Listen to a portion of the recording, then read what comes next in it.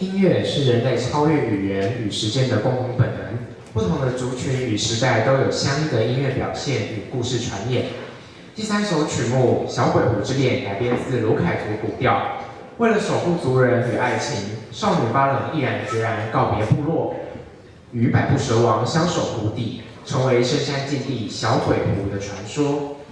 第四首曲目《三日月的相送》融合法国经典相送风格，以动感与柔美的旋律交织出丰富的爵士和声，仿佛漫步在浪漫的巴黎街头。两首歌曲虽然风格不尽相似，却都是人类自然韵律的展现。希望借由音乐引领我们回归内在的初心及本身。再次欢迎起点管乐团。